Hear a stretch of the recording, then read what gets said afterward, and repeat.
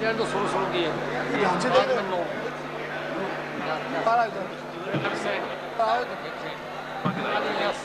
नहीं कराए मंत्री महोदय ने। करूँगा वहाँ एक्सीडेंट भी ठीक लगा है। हाँ उसकी जांच है ना जयपुर कोई इसके 2 आदमी बढ़ गया है करवा लेते हैं। हाँ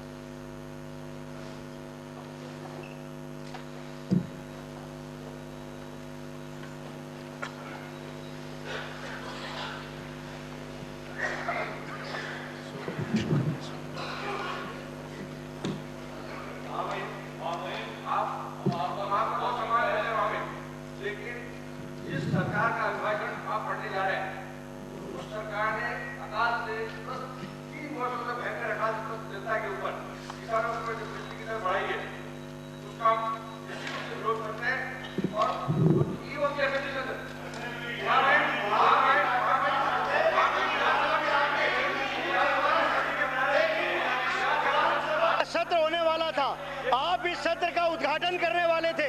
2 दिन पहले जिस तरीके से अकाल पीड़ित जनता पर बिजली की अनियमित दर बढ़ाकर जो सरकार ने प्रदेश के गरीब किसानों पर, खास करके उपभोक्ताओं पर जो विरोध जताया है, जले पर जो नमक छिड़का है, महामहिम राज्यपाल महोदय, हमारा आपके प्रति पूरा सम्मान है, लेकिन इस सरकार ने जो किसानों के ऊपर कुठाराघात किया है, जो प्रदेश की अकाल पीड़ित जनता के साथ जो अन्याय किया है, वो महामहिम राज्यपाल महोदय खुद कांग्रेस की अध्यक्ष भी विरोध प्रदर्शित कर चुकी हैं। प्रदेश के दो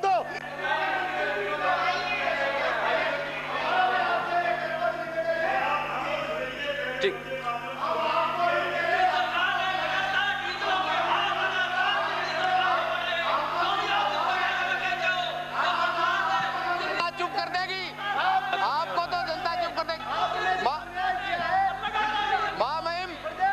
महामहिम राज्यपाल महोदय से निवेदन कर रहे हैं कि ये जो किसानों पर और प्रदेश की गरीब जनता के ऊपर जो बिजली की दर बढ़ा करके जो कुठाराघात किया है, जले पर जो नमक छिड़का है, ये अन्याय है और इस अन्यायपूर्ण कार्रवाई को हम तीसरी शक्ति के लोग, मैं और मेरे दल बहुजन समाज पार्टी इसका विरोध करते हैं और हम सरकार से आपके माध्यम से मांग करते हैं कि किसानों पर बढ़ाई हुई दर सरकार को वापस लेनी चाहिए।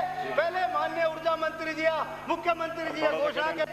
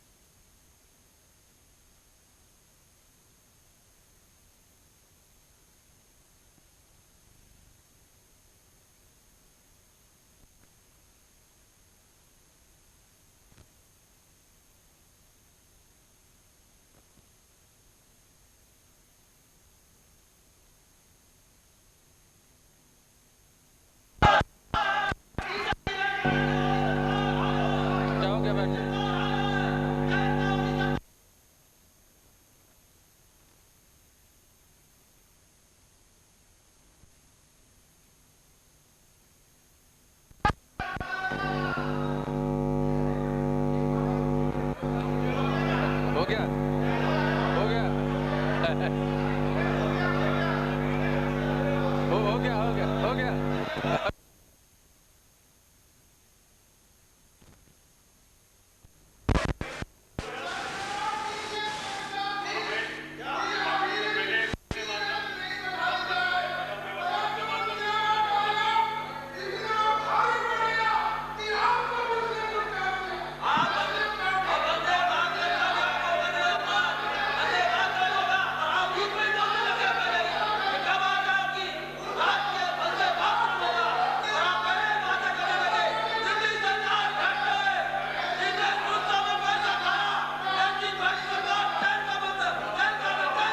ठीक है।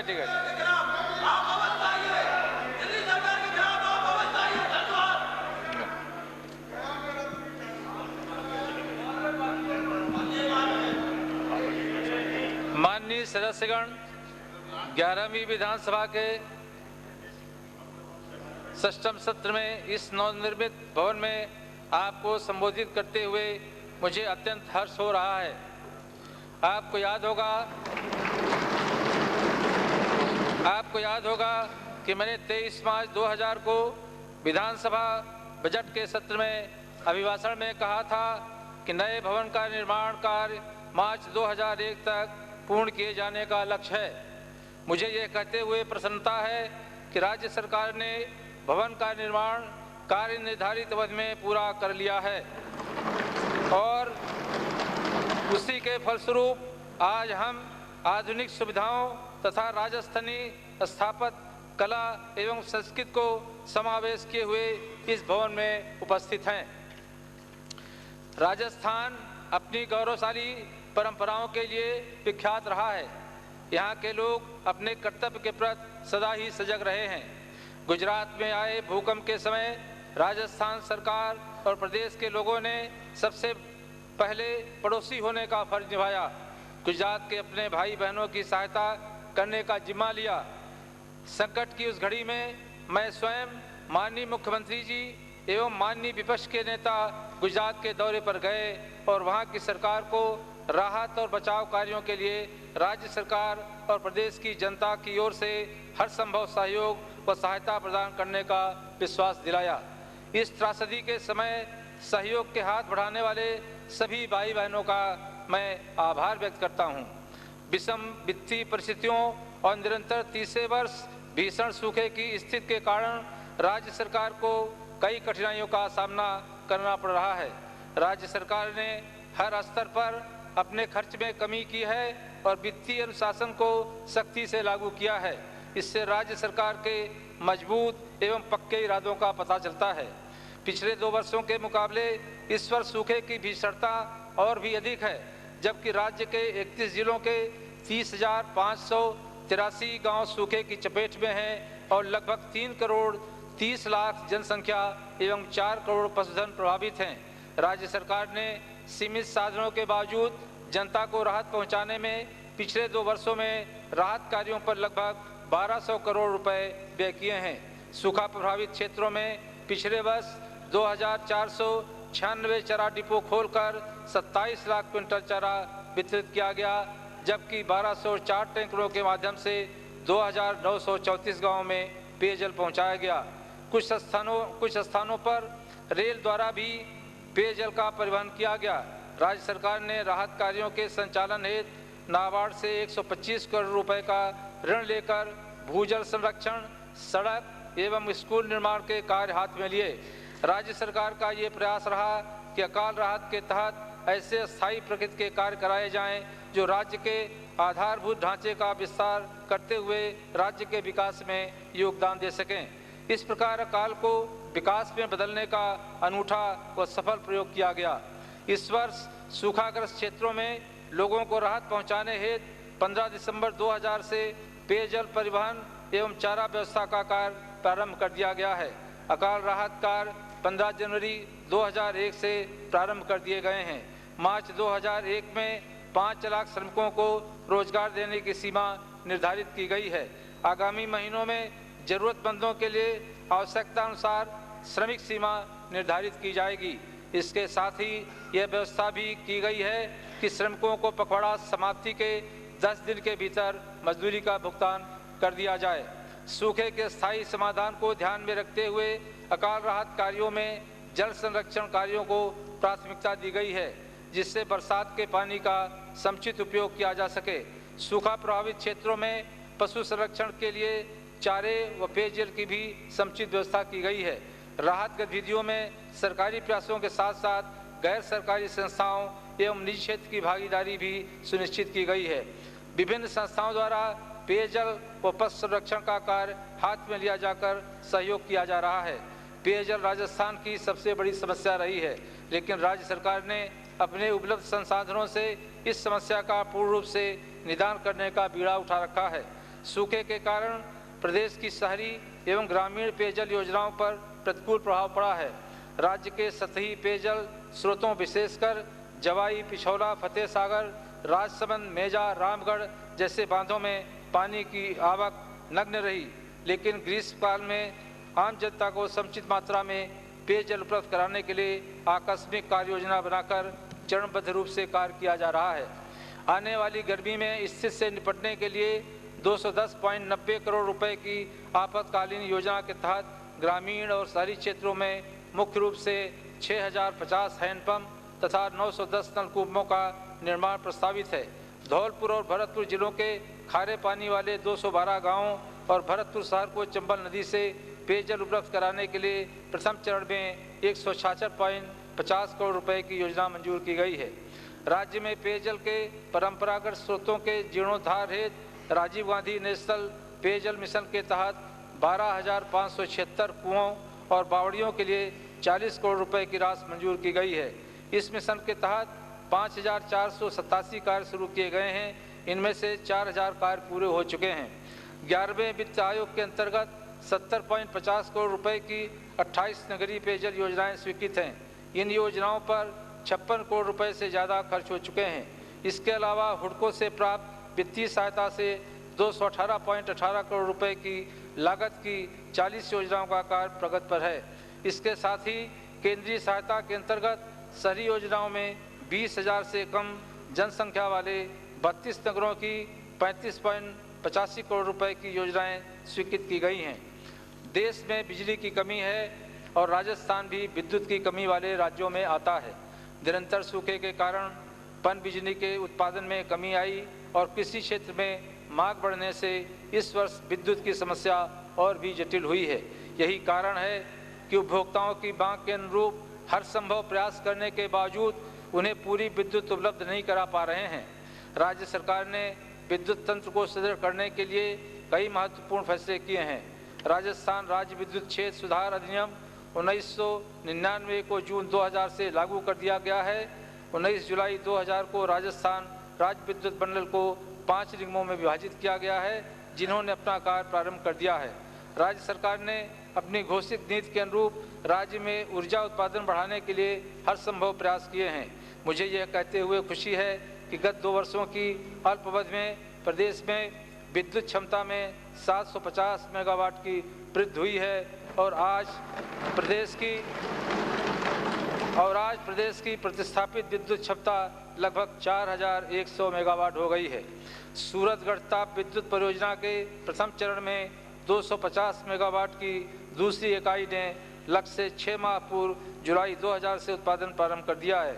योजना के द्वितीय चरण की 250 मेगावाट की 2 परियोजनाओं पर कार्य चल रहा है और इन इकाइयों से भी लक्ष्य से 6 माह पूर्व सितंबर 2001 और मार्च 2002 तक उत्पादन मिलना शुरू हो जाएगा। इस परियोजना की 250 मेगावाट की 5वीं इकाई, जिसकी अनुमानित लागत 770 करोड़ रुपए है, की स्वीकृति भी दे दी गई है और 12 फरवरी 2001 को इसका शिलान्यास कर कार्य प्रारंभ कर दिया गया है।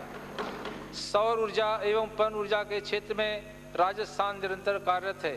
मुझे ये बताते हुए खुशी है कि सौर ऊर्जा से राजस्थान ने 250 गांवों में 6000 से भी अधिक घरेलू बिजली कनेक्शन उपलब्ध कराकर पूरे देश में प्रथम स्थान प्राप्त किया है।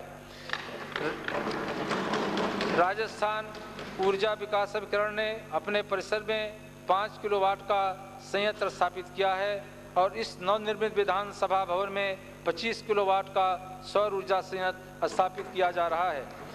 राजस्थान शासन सचिवालय में भी सौर ऊर्जा संयंत्र स्थापित किया जाएगा। प्रदेश में 2.25 मेगावाट की पवन ऊर्जा आधारित परियोजना का चित्तौड़गढ़ जिले के देवगढ़ में मार्च 2001 में माननीय मुख्यमंत्री जी द्वारा लोकार्पण किया गया। तीसरी 2 मेगावाट की फलौदी परियोजना से भी विद्युत उत्पादन प्रारंभ हो गया है। निजी क्षेत्र के प्रथम 3 मेगावाट के पवन ऊर्जा उत्पादन संयंत्र से भी जैसलमेर में अगले माह में उत्पादन प्रारंभ होना संभावित है। रावत भाटा स्थित आणविक विद्युत गृह की तीसरी और चौथी इकाइयों के संपूर्ण उत्पादन को राजस्थान ने 5 वर्ष के लिए क्रय करने का अनुबंध किया है। इन दोनों इकाइयों को माननीय प्रधानमंत्री जी ने 18 मार्च 2001 को राजस्थान आकर लोकार्पित किया है। प्रदेश में विद्युत के प्रसारण एवं वितरण तंत्र को मजबूत करने के लिए गत 2 वर्षों में 226 ग्रिड सब स्टेशन स्थापित किए गए हैं और पूर्व में स्थापित सब ग्रिड स्टेशनों की क्षमता को बढ़ाया गया है। प्रसारण व वितरण की सुदृढ़ीकरण योजना को क्रियान्वित करने के लिए विश्व बैंक, भारत सरकार और राज्य की योजनाओं के अंतर्गत अगले 3 वर्षों में लगभग 2000 करोड़ रुपए व्यय किया जाना प्रस्तावित है। इन सब प्रयासों के बावजूद प्रदेश में विद्युत की बढ़ती मांग व आपूर्ति की व्यवस्था में सुधार एकदम से नहीं हो सकता, लेकिन विद्युत सुधार कार्यक्रमों के अपेक्षित परिणाम आने वाले वर्षों में परिलक्षित होंगे। मैं आपका ध्यान 3 मार्च 2001 को माननीय प्रधानमंत्री जी की अध्यक्षता में नई दिल्ली में आयोजित मुख्यमंत्रियों एवं ऊर्जा मंत्रियों के सम्मेलन में सर्वसम्मत से पारित उस संकल्प की ओर दिलाना चाहूँगा जिसमें विद्युत की समस्या के लिए सभी को एकजुट होकर कार्य करने की भावना व्यक्त की गई थी। मैं भी सभी से अपील करता हूं कि प्रदेश में विद्युत की कमी में एकजुट होकर इस दिशा में हर संभव सहयोग प्रदान करें। अगले 2 वर्षों में राज्य में नई सड़कें बनाने के साथ साथ विशेष रूप से मौजूदा सड़कों के रखरखाव को भी प्राथमिकता दी जाएगी। राष्ट्रीय, राज्य एवं अन्य योजनाओं के अंतर्गत प्राप्त धनराशि के अतिरिक्त अगले 2 वर्षों में केवल सड़कों के रखरखाव एवं सुदृढ़ीकरण के लिए खर्च किए जाएंगे। निर्माण, संचालन एवं हस्तांतरण BOT योजना के अंतर्गत विशेष प्रयास कर अगले 2 वर्षों में निजी निवेश किया जाएगा। राज्य सरकार द्वारा गत 5 माह में निजी निवेश पर आधारित 9 सड़क परियोजनाएं स्वीकृत की गई हैं, जिनकी लागत लगभग 75 करोड़ रुपए है। राज्य के निजी निवेशकों को समुचित अवसर प्रदान करना, राज्य समिति में सहभागी बनाना सरकार की विकास नीति का अभिन्न अंग है।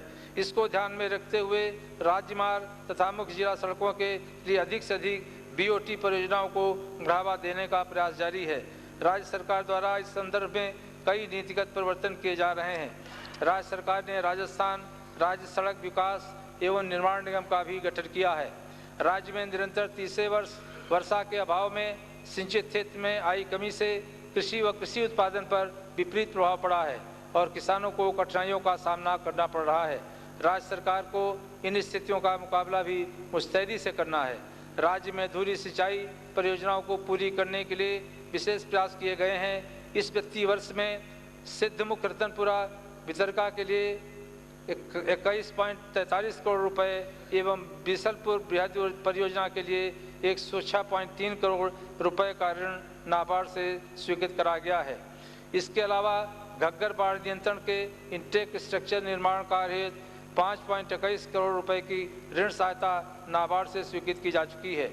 राज्य सरकार ने गंगा नहर प्रणाली के सुदृढ़ीकरण का कार्य करने का निर्णय लिया है।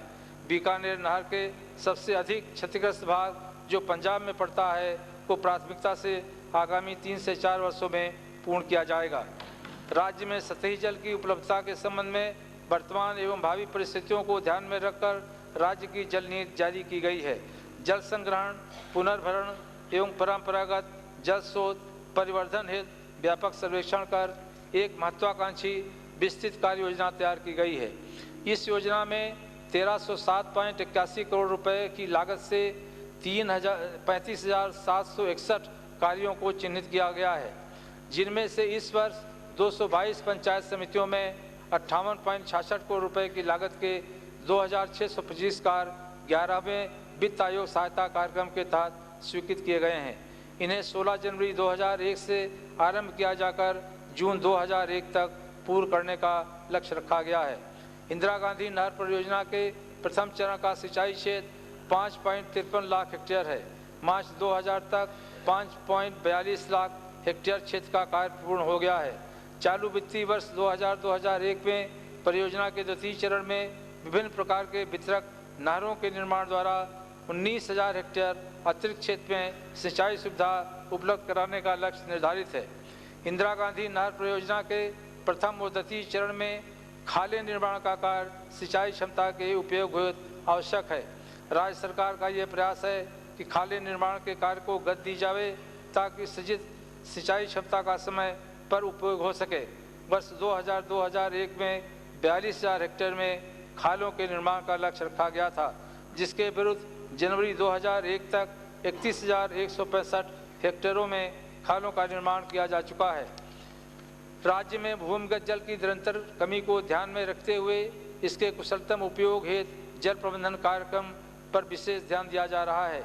इस कार्यक्रम के अंतर्गत फव्वारा सिंचाई, पाइपलाइन एवं बूंद बूंद सिंचाई कार्यक्रम लिए जा रहे हैं, जिनमें कम पानी में अधिक से अधिक क्षेत्र सिंचित किया जाता है। वर्ष 2000-2001 में 20,000 फव्वारा संयंत्र किस्तों को अनुदान पर उपलब्ध कराए जा रहे हैं। क्षारीय एवं लवणीय भूमि सुधार कार्य के अंतर्गत 78,536 टन जिप्सम अनुदान पर किस्तों को उपलब्ध कराया गया है। अकाल के परिप्रेक्ष्य में चारा उत्पादन कार्यक्रम हाथ में लिया गया है, जिसके अंतर्गत 1 लाख मिनी कट वितरित किए गए व 2,800 प्रदर्शनों का आयोजन किया गया। राज्य कृषि उत्पाद के समुचित भंडारण के लिए राज्य भंडार व्यवस्था निगम द्वारा वर्ष 2000-2001 में समर्थन मूल्य योजना के तहत कृषकों से 2.8 लाख मीट्रिक टन गेहूं का क्रय किया, जो गत 23 वर्षों में सर्वाधिक है। इसके अतिरिक्त निगम द्वारा कृषकों को अपनी उपज के पेटे 75% ऋण सुविधा उपलब्ध कराई गई है। प्रदेश में औद्योगिकीकरण की प्रक्रिया को तेज करने के लिए कई महत्वपूर्ण निर्णय लिए गए और निजी निवेश को आमंत्रित करने के लिए सिंगल विंडो क्लियरेंस प्रणाली को प्रभावशाली बनाया गया है। इस प्रणाली के तहत लगभग 3,842.19 करोड़ रुपए की परियोजनाओं को स्वीकृति दी गई है। वर्ष 2000-2001 में माह दिसंबर 2000 तक 6,642 लघु एवं कुटीर उद्योगों का पंजीयन किया गया। इनमें लगभग 118.75 करोड़ रुपए की पूंजी का विनियोजन और 22,142 व्यक्तियों को रोजगार मिलना संभावित है। इस अवधि में 81 औद्योगिक उद्यमिता ज्ञापन राज्य में उद्योग लगाने के लिए प्रस्तुत किए गए, जिनमें लगभग 538 करोड़ रुपए का पूंजी विनियोजन और 11,973 व्यक्तियों को रोजगार संभावित है। वर्ष 2000-2001 के दौरान राजस्थान वित्त निगम द्वारा लघु उद्योगों को ऋण वितरण के 150 करोड़ रुपए के लक्ष्य के विरुद्ध माह दिसंबर 2000 तक 98 करोड़ रुपए का ऋण वितरण किया गया। निगम द्वारा ऋण इकाइयों को इंटरेस्ट रिलीफ स्कीम शुरू की गई है, जिसमें ब्याज की दरों में कमी अथवा बकाया राशि के चुकाने की अवधि में समायोजन जैसे विकल्प हैं। अब तक उक्त स्कीम के तहत 200 इकाइयों ने पंजीकरण कराया है। निगम द्वारा सहायता प्राप्त इकाइयों की कार्यशाली पूंजी की समस्या के लिए working capital bridge loan scheme शुरू की गई है। निगम द्वारा अधिकृत इकाइयों के बेचान के शीघ्र निपटारे बाबत पृथक से ARRC अनुभाग शुरू किया गया है तथा करीब 226 अधिग्रहित इकाइयों का बेचान चालू वित्तीय वर्ष में अब तक किया जा चुका है। निगम द्वारा ऋण स्वीकृति की अधिकतम सीमा 2.40 करोड़ रुपए से बढ़ाकर 5 करोड़ रुपए कर दी गई है। गुड बारोवर्स के लिए गोल्ड कार्ड योजना का शुभारंभ किया गया है तथा उन्हें 48 घंटे में ऋण स्वीकृत एवं ब्याज में भी 1% की रियायत दी गई है। सर्विस तथा अपफ्रंट फीस को 1.5% से घटाकर 1% किया गया है। अंतर्राष्ट्रीय राजस्थानी सम्मेलन में व्यक्त किए गए उद्गारों को ध्यान में रखते हुए रीको द्वारा औद्योगिक वातावरण बनाने के लिए अपनी नीतियों एवं प्रक्रियाओं में आमूलचूल परिवर्तन किया गया है। इस वर्ष 85 करोड़ रुपए के ऋण वितरित किए गए हैं। यह राशि पिछले वर्ष से 7% से अधिक एवं पिछले 20 वर्षों में सर्वाधिक है। ग्रामीण क्षेत्रों में गरीबी उन्मूलन, रोजगार के अतिरिक्त अवसरों का सृजन, आधारभूत ढांचे के विकास एवं क्षेत्रीय विषमताओं को दूर करने के उद्देश्य से ग्रामीण विकास विभाग के माध्यम से वर्तमान में केंद्र एवं राज्य के प्रवर्तित 24 योजनाएं क्रियान्वित की जा रही हैं। चालू वित्तीय वर्ष में फरवरी माह तक इन योजनाओं में कुल 472 10.79 करोड़ रुपए प्राप्त किए गए हैं, जिसके मुकाबले कुल 610.82 करोड़ रुपए व्यय किए जा चुके हैं।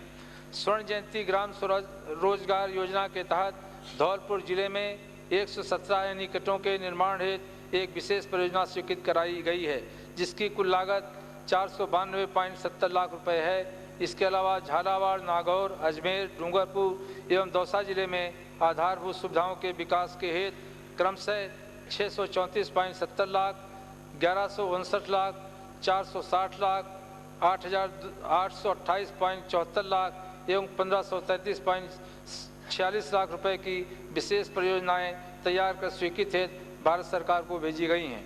स्वर्ण जयंती ग्राम स्वरोजगार योजना के अंतर्गत गरीब परिवारों को संसाधन एवं रोजगार सुलभ कराने के लिए 23,461 दुकानें निर्मित कराकर 47,474 दुकानें चयनित गरीब परिवारों को आवंटित की जा चुकी हैं। मरु विकास कार्यक्रम के तहत मरु प्रकाश रोग की एक विशेष परियोजना के द्वितीय चरण हेतु चालू वित्तीय वर्ष में 4400 लाख रुपए की लागत की 176 परियोजनाएं स्वीकृत कराई गई हैं। विधायक क्षेत्रीय विकास योजना के अंतर्गत प्रति विधायक 20 लाख रुपए के प्रावधान को इसी वित्तीय वर्ष में दुगना अर्थात 40 लाख रुपए प्रति विधायक किया गया है। जवाहर ग्राम समृद्धि योजना एवं आश्वस्त रोजगार योजना के तहत ग्रामीण क्षेत्रों में वर्ष 2000-2001 में फरवरी माह तक कुल 171.24 करोड़ रुपए व्यय कर 160.59 लाख मानव दिवसों का रोजगार सृजित किया गया है। इसी भांति इंदिरा आवास योजना में 36.59 करोड़ रुपए व्यय कर 24,404 आवासों का निर्माण कराया गया एवं 11,277 आवास निर्माणाधीन हैं। विश्व बैंक की सहायता से राज्य के 7 निर्धन जिलों बारा, चूरू, दौसा, धौलपुर, झालावाड़, राजसमंद एवं टोंक में जिला गरीबी उन्मूलन परियोजना 25 जुलाई 2000 से चलाई जा रही है। इस परियोजना की कुल अवधि 5 वर्ष है। प्रथम वर्ष में ये परियोजना 14 विकास खंडों के 491 गांवों में शुरू की गई, जहां लगभग 300 समूह गठित कर 3000 लोगों को लाभान्वित किया जा रहा है।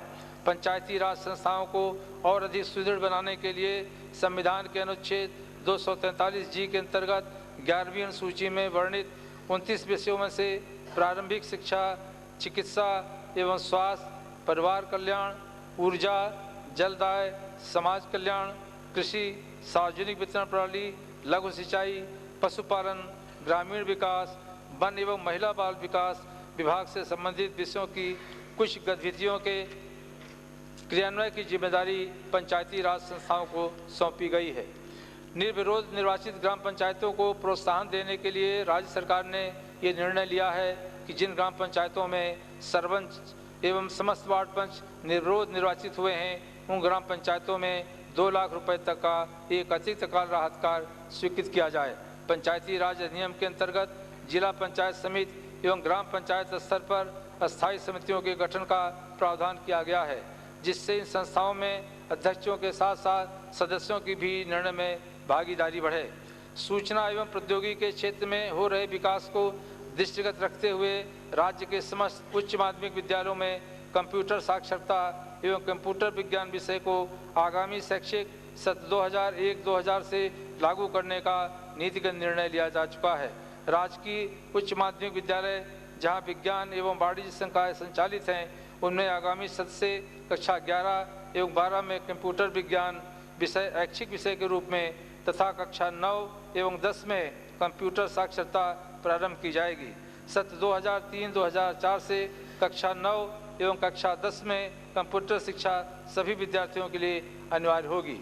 उर्दू शिक्षा को प्रोत्साहित करने के लिए उर्दू अध्यापकों के 600 नवीन पद स्वीकृत किए गए हैं। बालिका शिक्षा फाउंडेशन के माध्यम से कक्षा 10 में 75% से अधिक प्राप्तांक बालिकाओं को कक्षा 11-12 में अध्ययन हुए 1000 रुपये प्रतिवर्ष की दर से प्रोत्साहन राशि गार्गी पुरस्कार के रूप में प्रदान की जाती है। वर्ष 2000-2001 में 4900 छात्राओं को लाभान्वित किया गया है। माध्यमिक शिक्षा बोर्ड की कक्षा 12 में अनुसूचित जात, अनुसूचित जनजात, अन्य पिछड़ा वर्ग, अल्पसंख्यक समुदाय, सामान्य वर्ग की सबसे अधिक अंक प्राप्त करने वाली बालिकाओं को प्रोत्साहित करने के लिए वर्ष 2000-2001 से प्रियदर्शनी पुरस्कार प्रारंभ किया जाकर 15 बालिकाओं को पुरस्कृत किया गया है, जिसमें प्रति बालिका 5,000 रुपये नगद प्रोत्साहन राशि प्रदान की गई है। वर्ष 2000-2001 में सामान्य शिक्षा में क्रमोन्नत 200 सीनियर सेकेंडरी, 200 सेकेंडरी तथा 1000 उच्च प्राथमिक विद्यालयों में से 5% की दर से संस्कृत शिक्षा विभाग में 10 वरिष्ठ उपाध्याय, 10 प्रवेशिका तथा 50 उच्च प्राथमिक संस्कृत विद्यालय प्रवेशिका उच्च प्राथमिक तथा प्राथमिक स्तर किया जाएगा। इन 9,184 आदर्श विद्यालयों में विषयवार प्रशिक्षित अध्यापक पदस्थापित किए जाकर कक्षा 6 से 8वीं तक के छात्रों को विषयवार अध्ययन कराया जाएगा। ये विद्यालय ग्राम पंचायत के अन्य विद्यालयों के लिए परिवीक्षण, मार्गदर्शन व नवाचार का कार्य भी करेंगे। आगामी सत्र से कक्षा प्रथम व द्वितीय में नया पाठ्यक्रम लागू किया जाकर तदनुसार किताबों का निःशुल्क वितरण किया जाएगा। इन नए पाठ्यक्रमों से न्यूनतम अधिगम स्तर की प्राप्ति सुगम हो सकेगी। राजकीय महाविद्यालयों में प्रख्याताओं के रिक्त पदों को आगामी सत्र में भरे जाने की योजना है। निजी क्षेत्र में नवीन महाविद्यालयों की आर्थिक सुदृढ़ता सुनिश्चित करने हेतु सह शिक्षा के महाविद्यालयों में 25 लाख रुपए एवं महिला महाविद्यालयों में 10 लाख रुपए संस्था के पास 5 वर्षीय सावध खाते में जमा रखने की नीति प्रारंभ की गई है। राज्य में इस वर्ष संस्कृत विश्वविद्यालय स्थापित किया गया है तथा कुलपति व कुल सचिव की नियुक्ति की जा चुकी है। इसी प्रकार जोधपुर में विधि विश्वविद्यालय की स्थापना की गई है। निजी क्षेत्र में तकनीकी शिक्षा को बढ़ावा देने के लिए चालू वित्तीय वर्ष में विशेष प्रयास किए गए, जिसके फलस्वरूप राज्य में 9 निजी नए इंजीनियरिंग महाविद्यालय प्रारंभ हुए। सूचना एवं प्रौद्योगिकी क्षेत्र में इंजीनियर्स की बढ़ती हुई मांग को देखते हुए इंजीनियरिंग महाविद्यालयों में कंप्यूटर साइंस एवं सूचना प्रौद्योगिकी के नए पाठ्यक्रम चालू किए गए हैं। राज्य में चिकित्सा स्वास्थ्य के क्षेत्र में नागरिकों को समुचित चिकित्सा सुविधाएं उपलब्ध करवाए जाने के लिए आधारभूत ढांचे का विकास एवं सुदृढ़ीकरण किया गया है। योजनाबद्ध रूप से राष्ट्रीय स्वास्थ्य नीति के अनुरूप एवं स्वास्थ्य सबके लिए को प्राप्त करने के लिए राज्य सरकार कटिबद्ध है। राज्य में मुख्यमंत्री जीवन रक्षा कोष की अभिनव योजना वर्ष 1999-2000 में आरंभ की गई, जिसके अंतर्गत गरीबी रेखा से नीचे जीवन यापन करने वाले चयनित व अन्य सहायक व्यक्तियों को हृदय रोग, कैंसर रोग, गुर्दा रोग, अस्थि रोग, थैलीसीमिया आदि की जांच उपचार की सुविधा जनसंख्या केंद्र के माध्यम से नियमित प्रयास किए जा रहे हैं। राज्य में वर्ष 1999 में बीपीएल मेडिकेयर रिलीफ कार्ड की अनूठी योजना देश में प्रथम बार प्रारंभ की गई है। इस योजना के अंतर्गत राज्य में ग्रामीण एवं शहरी क्षेत्रों में गरीबी रेखा के नीचे जीवन यापन करने वाले 23 लाख चिन्हित परिवारों के सदस्यों को निःशुल्क चिकित्सा एवं दवाइयाँ उपलब्ध कराने के लिए मेडिकेयर रिलीफ कार्ड का वितरण कराया गया है। अब तक 2,30,926 व्यक्तियों को निःशुल्क दवाइयाँ वितरित की गई हैं। राज्य में चिकित्सा कर्मियों की मांग एवं निजी निवेश को बढ़ावा देने की दृष्टि से निजी क्षेत्र में 13 मेडिकल कॉलेज एवं 19 दंत महाविद्यालयों को खोलने हेतु अनापत्ति प्रमाण पत्र जारी किए गए हैं। भारत सरकार की ओर से 3 डेंटल कॉलेज खोलने की स्वीकृति प्राप्त हुई है, जिनकी छात्र क्षमता 260 है। राज्य को पोलियो के रोग से मुक्त करने के लिए वर्ष 2000-2001 में 5 वर्ष से कम उम्र के बच्चों को 3 विशेष राउंड क्रमशः 5 नवंबर, 10 दिसंबर एवं 21 जनवरी 2001 को चलाकर पोलियो की दवाई पिलाई गई, जिससे 1,09,10,844 बच्चे लाभान्वित हुए। मुझे यह कहते हुए प्रसन्नता है कि इस अवधि में अब तक राज्य में एक भी पोलियो का रोगी नहीं पाया गया। 1 अगस्त 2000 से संपूर्ण राज्य में धूम्रपान निषेध कानून लागू किया गया है। राज्य में 23 जुलाई 1996 के पश्चात एक भी नारू रोगी नहीं पाया गया। अतः नवंबर 2000 से राजस्थान राज्य को विश्व स्वास्थ्य संगठन द्वारा नारू मुक्त प्रदेश घोषित किया गया है। गरीबी रेखा से नीचे जीवन यापन कर रहे कमजोर एवं पिछड़े वर्ग के परिवारों को रोजगार के संसाधन उपलब्ध कराए जाकर उन्हें स्वावलंबन की ओर उन्मुख करने का ही वर्तमान शासन का प्रमुख ध्येय है। राज्य सरकार द्वारा गत वर्ष जहां 3 गुना वृद्धि कर 9 करोड़ रुपए से 27 करोड़ रुपए की राज्य गारंटी प्रदान की गई थी, वहीं इसे इस वर्ष लगभग 5 गुना कर 42 करोड़ रुपए की राज्य गारंटी प्रदान की है, ताकि अनुसूचित जात, जनजात, अल्पसंख्यक, अनपछड़े वर्ग, सफाई कर्मी एवं निःशक्त सभी योग परिवार अधिक से अधिक ऋण सुविधाएं प्राप्त कर आर्थिक संसाधन जुटा सकें। राज्य सरकार ने अनुसूचित जाति के लोगों को कृषि योग्य भूमि के आवंटन में 10,000 रुपये तक का अनुदान उपलब्ध कराने का संकल्प लिया है, जिससे कि कृषि से जुड़े हुए ये परिवार खाद्यान्न उत्पादन कर अपना जीवन निर्वाह कर सकें। वरिष्ठ नागरिकों के कल्याण में भी राज्य सरकार पीछे नहीं है। वृद्ध आश्रमों के संचालन साथ ही विभिन्न जिलों में देखभाल केंद्र खोलकर उनकी सेवा की जा रही है। गत वर्षों में जहां मात्र 2 लाख लोगों को 100 रुपये मासिक पेंशन दी जा रही थी, वहीं पिछले वर्ष 5.54 लाख लोगों को तथा वर्तमान वर्ष में 7.73 लाख वृद्ध निराश्रित एवं निस्सहाय तथा विधवाओं को 200 रुपये मासिक पेंशन दी जाकर उनको सम्मानजनक जीवन यापन का संबल प्रदान किया जा रहा है। अनुसूचित जनजाति के बालक बालिकाओं को दी जाने वाली शिक्षा के स्तर एवं गुणवत्ता में सुधार करने की दृष्टि से राज्य में 7 आवासीय विद्यालयों का निर्माण कार्य क्रमशः कुशलगढ़, कोटड़ा, शाहबाद, आबू रोड, खैरवाड़ा, सीमरवाड़ा एवं निवाई में कराया जा रहा है। कुशलगढ़ एवं आबू रोड के आवासीय विद्यालयों के प्रथम चरण का कार्य पूरा हो गया है, जिन्हें आगामी सत्र से प्रारंभ कर दिया जाएगा। राज्य के सभी 32 जिलों में लैंड रिकॉर्ड का कंप्यूटरीकरण किया जा रहा है। बाड़मेर व जैसलमेर जिलों में ये कार्य पूर्ण हो गया है। वर्ष 2002 तक प्रदेश के समस्त भू अभिलेखों का कंप्यूटरीकरण कर दिया जाएगा। राज्य सरकार ने प्रदेश में विभिन्न भूमि आवंटन नियमों का एकीकरण करने का फैसला किया है। यह भी निर्णय लिया गया है कि अनुसूचित जाति, जनजाति, पिछड़े वर्ग, अल्पसंख्यक वर्ग के सार्वजनिक भवन, छात्रावास एवं स्कूल भवन हेतु निर्धारित सीमा तक निःशुल्क देना सुनिश्चित किया जाएगा। ग्रामीण क्षेत्रों में लघु उद्योगों को बढ़ावा देने एवं काश्तकारों को इसके लिए प्रोत्साहित करने हेतु उनकी स्वयं की किसी भूमि से 1000 वर्ग मीटर तक भूमि का उपयोग करने पर रूपांतरण की अवस्था नहीं होगी तथा ऐसे उद्योग लगाने के लिए कृषि से अकृषि कार्य के लिए किसी स्वीकृति की आवश्यकता नहीं होगी। राज्य सरकार सैनिक परिवारों के सामाजिक आर्थिक कल्याण के लिए वचनबद्ध है। ऑपरेशन विजय कारगिल एवं ऑपरेशनों में राज्य के अब तक 159 सैनिक, 1 अर्धसैनिक शहीद हुए हैं। राज्य सरकार द्वारा जारी पैकेज के अनुसार 145 विधवाओं आश्रितों को 1-1 लाख रुपए नगद, 67 को भूमि के एवज में 4-4 लाख रुपए, 33 को भूमि आवंटन एवं कब्जा दे दिया गया है।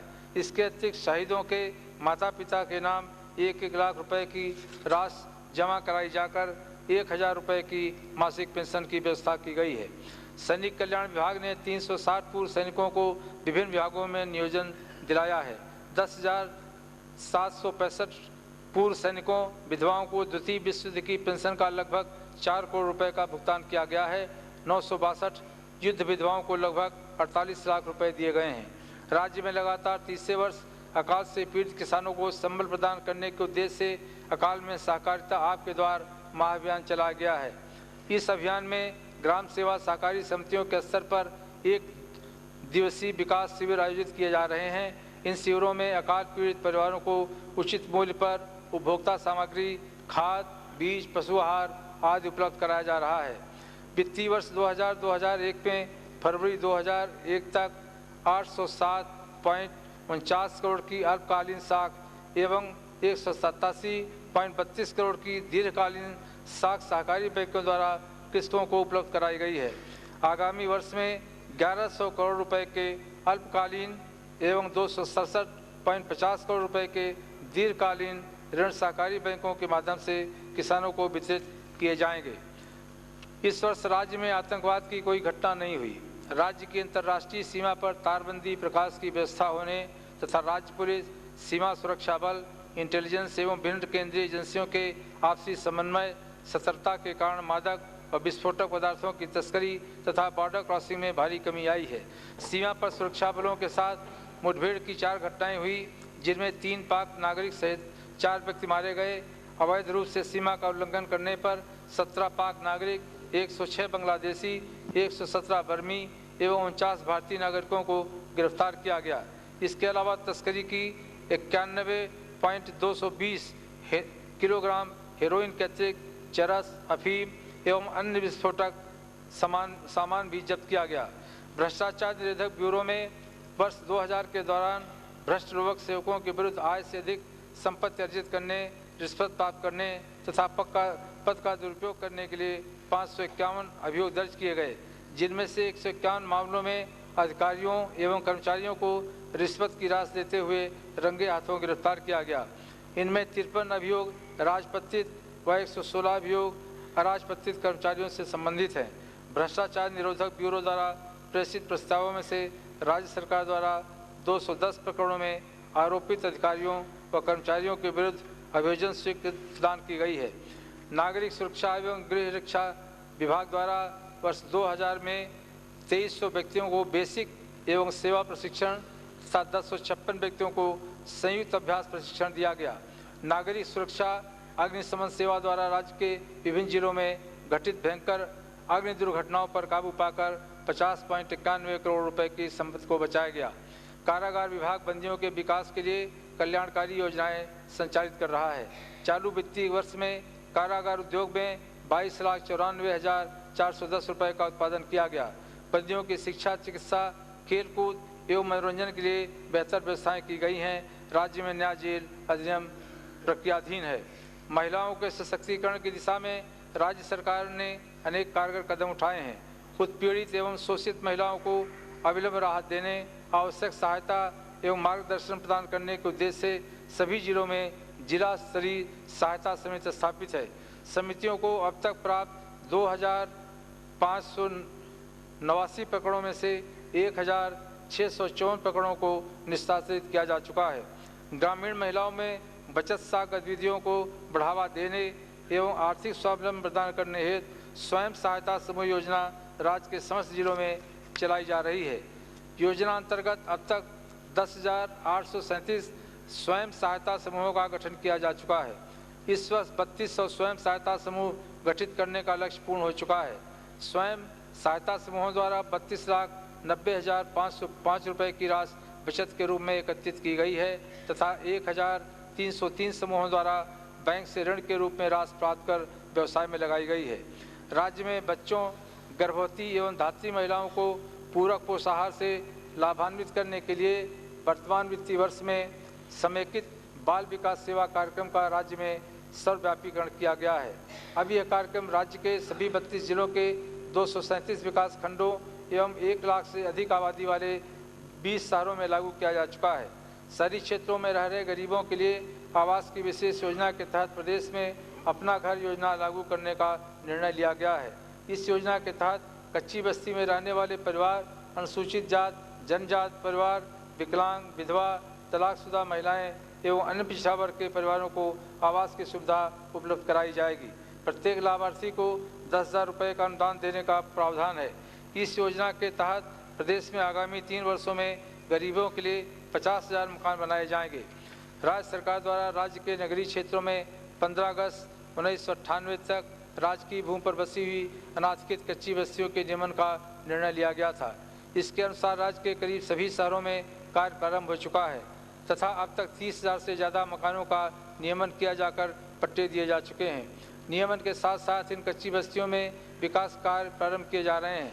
राज्य के विभिन्न शहरी क्षेत्रों में कृषि भूमि पर बने आवासीय वाणिज्यिक निर्माणों की नियमन प्रक्रिया को सरल बनाते हुए पूरे राज्य में नियमन शिविर आयोजित किए जा रहे हैं। इससे लोगों को काफ़ी राहत मिली है। स्थानीय निकाय एवं नागरिकों के मध्य विभिन्न न्यायालयों में वर्षों से लंबित मुकदमों का निष्पादन परस्पर सहमति से करने हेतु स्थानीय स्तर पर तथा राज्य स्तर पर समझौता समितियों का गठन किया गया है। सभी शहरों एवं कस्बों में मास्टर प्लान बनाने के अंतर्गत 70% शहरी आबादी के लिए मास्टर प्लान तैयार कर लिए गए हैं। इसके अलावा 2001-2002 में 13 शहरों एवं कस्बों के द्वितीय मास्टर प्लान बनाने का कार्यक्रम है। राज्य सरकार प्रदेश में बाल श्रम समस्या के समूल निराकरण के लिए संकल्पित है। भारत सरकार के आर्थिक सहयोग से राज्य के जयपुर, जोधपुर, टोंकपुर, उदयपुर एवं अजमेर में राष्ट्रीय बाल श्रमिक परियोजनाएं क्रियान्वित की जा रही हैं। परियोजनाओं के माध्यम से राज्य में स्वीकृत 180 विशेष बाल श्रमिक शिक्षण एवं पुनर्वास केंद्रों के माध्यम से जोखिमपूर्ण व्यवसायों एवं प्रक्रियाओं में कार्यरत 5 से 14 वर्ष की आयु सीमा के 9,000 बाल श्रमिकों को शिक्षा, पूरक पोषाहार, नियमित स्वास्थ्य परीक्षण एवं मासिक स्टाइपेंड की सुविधा से लाभान्वित किया गया है। अंतर्राष्ट्रीय श्रम संगठन द्वारा 2.25 करोड़ रुपए के आर्थिक सहयोग से जयपुर के जोखिमपूर्ण व्यवसायों में कार्यरत बाल सेवकों के कल्याण एवं पुनर्वास के लिए एक परियोजना शुरू की गई है। इस परियोजना के अंतर्गत विभिन्न आयु समूहों को 7,200 बच्चों को शिक्षा, प्रशिक्षण, पोषाहार आदि की विभिन्न सुविधाएं प्रदान कर समाज की मुख्य धारा से जोड़ने का प्रयास किया जा रहा है। लोगों को सस्ता और सुलभ न्याय देने के लिए राज्य सरकार कृत संकल्प है। विधि एवं विधिक कार्य विभाग द्वारा राजस्थान न्यायिक सेवा के 81 पदों पर नियुक्तियां की गईं। विभाग द्वारा विधि सेवा के 30 पदों पर नियुक्तियां की गईं। वित्तीय वर्ष 2000-2001 में राज्य में 30 नवीन न्यायालयों की स्थापना कर दी गई है। पुरातत्व एवं संग्रहालय विभाग द्वारा प्रदेश में बिखरी हुई पुरा संपदा तथा सांस्कृतिक धरोहर की खोज, सर्वेक्षण एवं प्रचार प्रसार आदि कार्य संपादित किए जा रहे हैं। 11वें वित्त आयोग द्वारा कला एवं संस्कृति विभाग को प्रदत्त आर्थिक सहयोग से राज्य की सांस्कृतिक धरोहर के संरक्षण के लिए फोटो डॉक्यूमेंटेशन, पर्यटक सुविधाओं, इंटरप्रिटेशन सेंटर, स्मारकों के संरक्षण, संग्रहालयों के विकास की योजना बनाई गई है। तीर्थकर महावीर के जन कल्याण के 2006वें वर्ष को समारोह पूर्वक बनाने के लिए माननीय मुख्यमंत्री जी की अध्यक्षता में एक राज्य स्तरीय समिति का गठन किया गया है। हाल ही में समिति की बैठक में राज्य सरकार द्वारा इसके लिए 1 करोड़ रुपए देने की घोषणा की गई है। राज्य में वनों एवं वन्य जीवों को संरक्षण में जन सहभागिता प्राप्त करने, स्थानीय लोगों की मूलभूत आवश्यकताओं की पूर्ति करने के उद्देश्य से साझा वन प्रबंध कार्यक्रम सफलतापूर्वक चलाया जा रहा है। चालू वित्तीय वर्ष 2000-2001 में 25,317 हेक्टेयर भूमि पर वृक्षारोपण किया गया है तथा 241.89 लाख पौधे वृक्षारोपण हेतु वितरित किए गए हैं। राज्य के बाह्य सहायता प्राप्त वानिकी विकास परियोजना एवं इंदिरा गांधी नहर क्षेत्र में वनीकरण एवं चरागाह विकास परियोजना का क्रियान्वयन सफलतापूर्वक किया जा रहा है।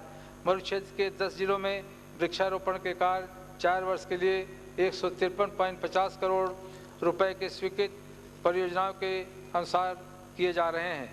बंजर भूमि विकास हेतु विभाग द्वारा एकीकृत बंजर भूमि विकास कार्य के अंतर्गत सिरोही, चित्तौड़गढ़, जयपुर, अलवर, बूंदी एवं भरतपुर जिले की 7 परियोजनाओं के अंतर्गत अगले 4 वर्षों में लगभग 48,000 हेक्टेयर बंजर भूमि में सघन जल संरक्षण कार्य कर क्षेत्र का एकीकृत विकास किया जाएगा। सूखा संभावित कार्यक्रम के अंतर्गत 72 जल ग्रहण क्षेत्रों की परियोजनाएं स्वीकृत की गई हैं। इन परियोजनाओं पर अगले 4 वर्षों में लगभग 36,000 हेक्टेयर में सघन जल संरक्षण कर क्षेत्र का एकीकृत विकास किया जाएगा।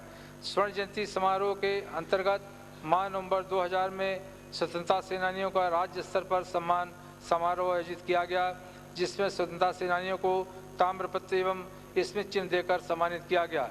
राज्य कर्मियों को आवास सुविधा उपलब्ध कराने के उद्देश्य से राज्य सरकार ने जयपुर के अतिरिक्त समस्त जिलों में एक बृहद योजना के तहत 1752 राजकीय आवास गृह बनाने का काम हाथ में लिया है, जिसके तहत 2000-2001 में लगभग 900 राजकीय आवास गृह पूर्ण किए जा चुके हैं। इसी प्रकार गांधीनगर जयपुर में भी 264 आवास गृह निर्माणाधीन हैं, जो आगामी वित्त वर्ष में पूर्ण होकर उपयोग में लाए जा सकेंगे। राज्य की ग्रामीण अवस्था में पशुपालन की महत्वपूर्ण भूमिका है। वर्ष 1997 की पशुगणना के अनुसार राज्य में 543.49 लाख पशुधन, 43.41 लाख कुक्कुट संपदा तथा 143.12 लाख भेड़ें हैं। भेड़ों की संख्या उत्पादन में राज्य देश में अग्रणी रहा है। वर्ष 2000-2001 में 149 पशु चिकित्सा अधिकारियों की नई नियुक्ति कर उन्हें पशु चिकित्सालयों में लगाया गया। राजस्थान में डेयरी विकास कार्यक्रम सहकारिता के आधार पर राज्य में 16 दुग्ध उत्पादक सहकारी संघों के माध्यम से अमूल पद्धति पर चलाए जा रहे हैं। इस वर्ष डेयरी फेडरेशन ने पहली बार एक दिवस में 12.50 लाख लीटर दुग्ध संकलन कर कीर्तिमान स्थापित किया है। वर्तमान में राज्य में 4 लाख से भी अधिक दुग्ध उत्पादक सहकारिता के माध्यम से लाभान्वित हो रहे हैं। वर्तमान उपलब्धियों को ध्यान में रखते हुए सन 2000 तक प्रतिदिन दुग्ध संकलन को बढ़ाकर 20 लाख लीटर एवं 2010 तक 40 लाख लीटर तक पहुंचाने की कार्य योजना प्रस्तावित है। राजस्थान सहकारी डेयरी फेडरेशन के माध्यम से 3000 लोगों को सीधा रोजगार तथा गाँव में ग्राम स्तरीय सहकारी समितियों के माध्यम से 10,000 व्यक्तियों को अप्रत्यक्ष रोजगार मिल रहा है। महिला डेयरी समितियों के माध्यम से महिलाओं को रोजगार मिल रहा है। इसके साथ ही पशुपालन व्यवसाय में उनकी सक्रिय भागीदारी सुनिश्चित की जाती है।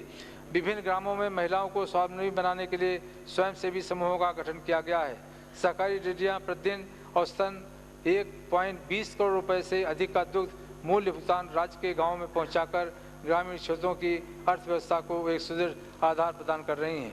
वर्ष 2000-2001 में डेयरी फेडरेशन ने माह दिसंबर 2000 तक 83,012 मैट्रिक टन स्वनिर्मित पशु आहार का विपणन किया है। वर्ष 1999-2000 में सर्वाधिक पशु आहार उत्पादन एवं विपणन में राज्य का स्थान उत्तरी भारत के राज्यों में प्रथम रहा है। राज्य में राजस्व अर्जित करने वाले विभागों में खनिज विभाग का चौथा स्थान है। राज्य में लगातार पड़ रहे सूखे से खनिज उत्पादन एवं खनिज विकास तथा खनिज आधारित उद्योगों पर भी प्रतिकूल असर पड़ा है। राज्य में खनिज उद्योग रोजगार का विशेषकर कमजोर वर्ग के लोगों के लिए अच्छा साधन है। इससे करीब 4.50 लाख व्यक्तियों को रोजगार के अवसर उपलब्ध हैं। विभाग की गतिविधियों में खनिज पूर्वेक्षण एवं अन्वेषण का कार्य विशेष महत्वपूर्ण है, जिससे नए नए खनिज भंडारों का पता लगाया जाता है। चालू वर्ष में विभाग द्वारा किए गए खनिज सर्वेक्षण एवं अन्वेषण के परिणाम स्वरूप जैसलमेर, नागौर तथा जयपुर जिलों में अलग अलग क्षेत्रों में कुल 5,670 लाख टन सीमेंट श्रेणी तथा 420 लाख टन केमिकल व उच्च श्रेणी के लाइमस्टोन भंडारों को प्रमाणित किया गया। झुंझुनू जिले की नवलगढ़ तहसील के बसावा परसारामपुरा क्षेत्र में विभाग द्वारा प्रमाणित किए गए सील भुगतान राज्य के गाँव में पहुँचाकर ग्रामीण क्षेत्रों की अर्थव्यवस्था को एक सुदृढ़ आधार प्रदान कर रही हैं। वर्ष 2000-2001 में डेयरी फेडरेशन तक 83,012 मैट्रिक टन स्वनिर्मित पशु आहार का विपणन किया है। वर्ष 1999-2000 में सर्वाधिक पशु आहार उत्पादन एवं विपणन में राज्य का स्थान उत्तरी भारत के राज्यों में प्रथम रहा है। राज्य में राजस्व अर्जित करने वाले विभागों में खनिज विभाग का चौथा स्थान है। राज्य में लगातार पड़ रहे सूखे से खनिज उत्पादन एवं खनिज विकास तथा खनिज आधारित उद्योगों पर भी प्रतिकूल असर पड़ा है। राज्य में खनिज उद्योग रोजगार का विशेषकर कमजोर वर्ग के लोगों के लिए अच्छा साधन है। इससे करीब 4.50 लाख व्यक्तियों को रोजगार के अवसर उपलब्ध हैं। विभाग की गतिविधियों में खनिज पूर्वेक्षण एवं अन्वेषण का कार्य विशेष महत्वपूर्ण है, जिससे नए नए खनिज भंडारों का पता लगाया जाता है। चालू वर्ष में विभाग द्वारा किए गए खनिज सर्वेक्षण एवं अन्वेषण के परिणाम स्वरूप जैसलमेर, नागौर तथा जयपुर जिलों में अलग अलग क्षेत्रों में कुल 5,670 लाख टन सीमेंट श्रेणी तथा 420 लाख टन केमिकल व उच्च श्रेणी के लाइमस्टोन भंडारों को प्रमाणित किया गया। झुंझुनू जिले की नवलगढ़ तहसील के बसावा परसारामपुरा क्षेत्र में विभाग द्वारा प्रमाणित किए गए सी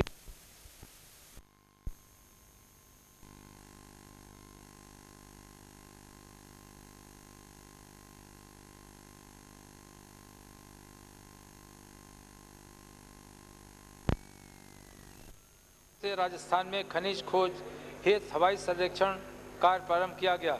इस कार्य में 12 विदेशी कंपनियां भारतीय कंपनियों के सहयोग से कार्य कर रही हैं। हवाई सर्वेक्षण से प्राप्त आंकड़ों के आधार पर 360 क्षेत्र चिन्हित किए गए हैं, जिनका प्रारंभिक सर्वेक्षण कार्य किया जा रहा है।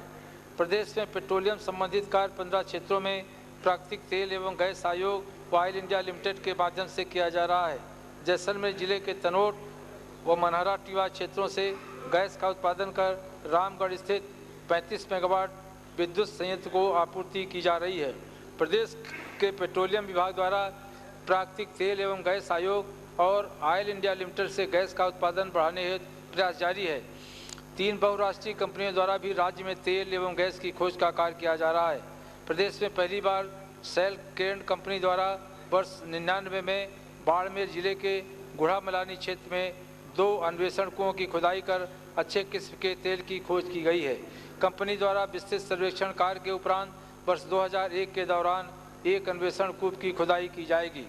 राज्य सरकार द्वारा प्रदेश के सर्वांगीण विकास के लिए 15 आर्थिक एवं सामाजिक प्राथमिकताएं तय की गई थीं, जिनमें प्रारंभिक शिक्षा का सार्वजनिकरण, पेयजल की पर्याप्त उपलब्धि के लिए पारंपरिक जल स्रोतों का संरक्षण, जन स्वास्थ्य सेवाओं को सशक्त बनाना, मुख्यमंत्री रोजगार योजना, सामाजिक सुरक्षा, ग्रामीण विकास, शहरी सुविधाओं का विकास, ऊर्जा क्षेत्र में आधार तंत्र का विकास, किसानों को विद्युत आपूर्ति में प्राथमिकता, सूचना का अधिकार, अल्पसंख्यकों के सामाजिक आर्थिक विकास की योजना, आदिवासी विकास के लिए निर्धारित वार्षिक बजट का प्रावधान, कंप्यूटर और तकनीकी शिक्षा, राजस्व प्रशासन को सक्रिय बनाना, स्वच्छ व जवाबदेह प्रशासन और अन्य पिछड़ा वर्ग अल्पसंख्यकों, विबंधितों, विकलांगों के आर्थिक विकास के लिए अलग से वित्त निगम की स्थापना करना शामिल है। मुझे कहते हुए हर्ष होता है कि इन प्राथमिकताओं की क्रियान्वित संतोषजनक रूप से हो रही है। 20 सूत्री कार्यक्रम को अंतर्गत अर्जित उपलब्धियों के आधार पर राज्य को देश में वर्ष 1999-2000 में द्वितीय स्थान प्राप्त हुआ है। सूचना एवं प्रौद्योगिकी पर आधारित सरकारी तंत्र पर राज्य सरकार ने विशेष ध्यान दिया है। ई गवर्नेंस के क्षेत्र में कई महत्वपूर्ण कदम उठाए गए हैं। राजस्व क्षेत्र में वर्ष 2002 तक सभी भू अभिलेखों का कंप्यूटरीकरण दिया जाएगा। वाणिज्य कर एवं परिवहन विभाग, स्टाम्प एवं रजिस्ट्रेशन विभाग का कंप्यूटरीकरण किया जा रहा है। इंटरनेट का प्रचार प्रसार ग्रामीण क्षेत्रों में करने के लिए निजी क्षेत्र को प्रोत्साहित किया जाएगा। राज्यों में खेल के विकास एवं खेल सुविधाओं के विस्तार के लिए राज्य सरकार निरंतर प्रयत्नशील है। जयपुर के सवाई मानसिंह स्टेडियम में इंडोर स्टेडियम के निर्माण सहित राज्य के प्रमुख जिला मुख्यालयों पर खेल संकुलों का निर्माण चल रहा है। राज्य सरकार की रीति नीति, जन कल्याणकारी कार्यों एवं उपलब्धियों के व्यापक प्रचार प्रसार को और गति देने के उद्देश्य से इस वर्ष सूचना एवं जनसंपर्क निदेशालय एवं अधीनस्थ कार्यालयों को कंप्यूटर नेटवर्क एवं इंटरनेट सेवा से जोड़ा गया है। पत्रकारों और साहित्यकारों, लेखकों, कवियों एवं शायरों की सहायता के लिए कल्याण कोष का गठन किया गया है। इसमें राज्य सरकार ने 1 करोड़ रुपए की राशि उपलब्ध कराई है। राजस्थान राज्य के 50 वर्ष पूर्ण होने के उपलक्ष्य में स्वर्ण जयंती समारोह के अवसर पर 23-24 सितंबर 2000 को जयपुर में अंतर्राष्ट्रीय राजस्थानी सम्मेलन 2000 का सफल आयोजन किया गया। इस सम्मेलन में आशातीत संख्या में देश विदेश से विभिन्न कार्य क्षेत्रों में प्रतिष्ठित प्रवासी राजस्थानियों ने भाग लिया। इस कार्यक्रम के माध्यम से प्रवासी राजस्थानियों को अपनी मातृभूमि से भावनात्मक संबंध प्रगाढ़ करने और उनका प्रदेश के विकास में भागीदारी बढ़ाने का प्रयास किया गया। सम्मेलन के समापन समारोह के अवसर पर राजस्थानी फाउंडेशन बनाने की घोषणा की गई। इस फाउंडेशन का गठन किया जा चुका है। फाउंडेशन के माध्यम से प्रवासी राजस्थानियों से निरंतर संपर्क बनाने व प्रदेश के विकास में उनकी भागीदारी के प्रयास किए जाएंगे। राज्य सरकार प्रदेश में संवेदनशील, पारदर्शी एवं संवेदनशील प्रशासन देने के लिए कृत संकल्प है। राज्य की गतिविधियों की जानकारी जनसाधारण को सुलभ कराने तथा पारदर्शिता के लिए सूचना का अधिकार अधिनियम 2000 इस 26 जनवरी से लागू कर दिया गया है। इसी प्रकार सीधे जनता से जुड़े 14 विभागों के नागरिक अधिकार पत्र जारी किए जा चुके हैं। ईमानदार एवं भ्रष्टाचार मुक्त प्रशासनिक व्यवस्था के लिए कई विभागों में मुख्य सतर्कता अधिकारी नियुक्त किए जा रहे हैं। अंत में मैं पुनः सभी माननीय सदस्यों का ध्यान इस ओर आकर्षित करना चाहूँगा कि राजस्थान लगातार तीसरे वर्ष अकाल से जूझ रहा है। हमारे सामने वित्तीय कठिनाइयाँ हैं, संसाधनों की कमी है। इसलिए ऐसी विषम परिस्थिति में हम सभी मिलजुल कर सूखे की प्राकृतिक आपदा का मुस्तैदी से सामना करें। आने वाले दिन कठिनाइयों से भरे हैं। हमें समस्यागत क्षेत्रों में पेयजल का प्रबंध, पशुओं के लिए चारा, अकाल प्रभावितों को रोजगार और किसानों को पर्याप्त बिजली उपलब्ध करानी है। आइए इस नए भवन में हम सब नया संकल्प लेते हुए प्रदेश के सर्वांगीण विकास और प्रदेशवासियों के उत्थान की दिशा में नए इतिहास की रचना करें। माननीय सदस्यगण, इस सत्र में निम्न विधेयक आपके समक्ष विचारार्थ प्रस्तुत किए जाएंगे। राजस्थान सहकारी सोसाइटी संशोधन विधेयक 2001, राजस्थान गैर सरकारी शैक्षिक संस्था संशोधन विधेयक 2001, राजस्थान क्लिनिकल स्थापना विनियमन विधेयक 2001, राजस्थान अल्पसंख्यक आयोग विधेयक 2001, जयपुर विकास प्राधिकरण संशोधन विधेयक 2001, राजस्थान रेंट कंट्रोल बिल 2001। इसके अतिरिक्त निम्न वित्तीय कार्य भी किए जाएंगे। वर्ष 2002 के लिए अनुपूरक अनुदान की मांगें, द्वितीय संकलन, द्वितीय राज्य वित्त आयोग का अंतरिम प्रतिवेदन एवं उस पर की गई कार्रवाई का उपस्थापन वर्ष 2001-2000 के लिए आय व्यय अनुमान एवं तत्संबंधी मांगें तथा वर्ष 2001-2001 के लिए लेखानुदान वोट ऑन अकाउंट, भारत के नियंत्रक महालेखा परीक्षक से प्राप्त वर्ष 1999-2000 के लिए विनियोग एवं वित्त लेखे, भारत के नियंत्रक महालेखा परीक्षक से प्राप्त वर्ष 1999-2000 के लिए अंकेक्षण प्रतिवेदन राजस्व प्राप्तियां, भारत के नियंत्रक महालेखा परीक्षक से प्राप्त वर्ष 1999-2000 के लिए अंकेक्षण प्रतिवेदन वाणिज्यिक। अंत में मैं ऋग्वेद की ऋचा के भावों में आपके प्रति यह शुभकामना व्यक्त करता हूँ। समानी व आकृति समाना हृदयानि व समानमस्तु वो मनो यथा व सुसमाप्ति।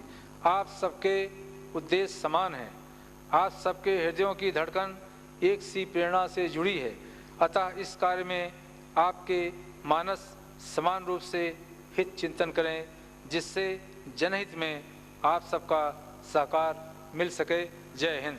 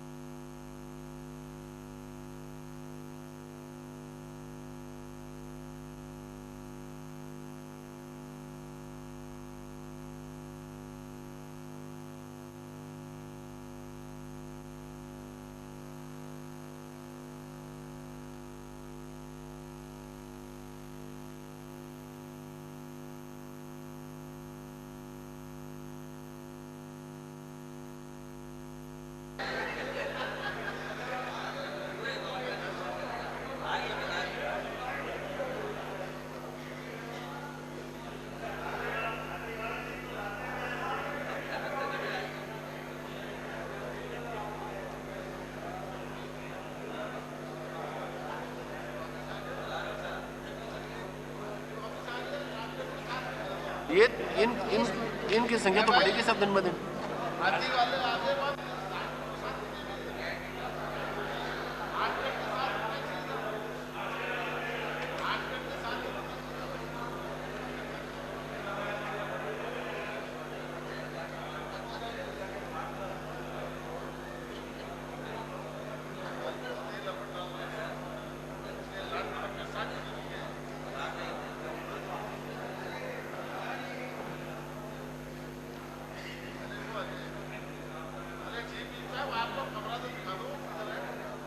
आपको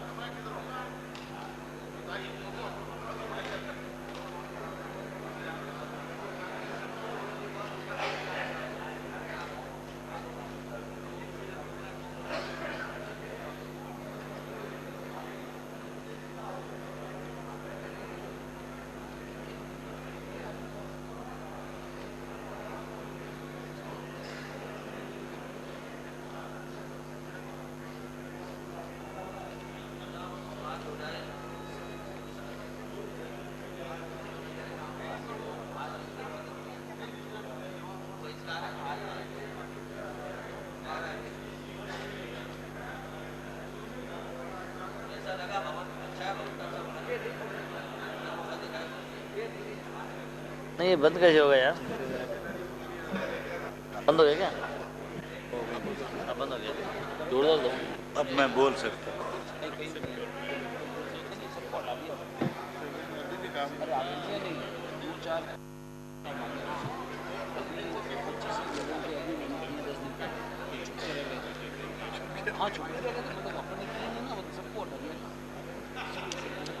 ये क्या क्या है, ये बताइए क्या क्या है? किसी भी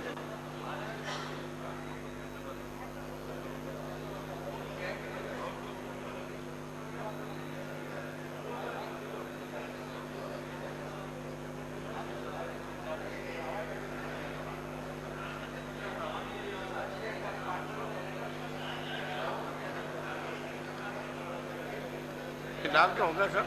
अब गलत है, गलत।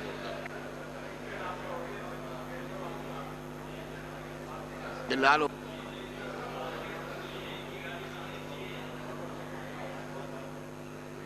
यहाँ लाल होगा तो बोलो ये क्या करते हैं आप? यहाँ ये हाँ ये लाल है ना, ये टिका हुआ कोई डिफेक्ट है इसमें, तो ये अपनी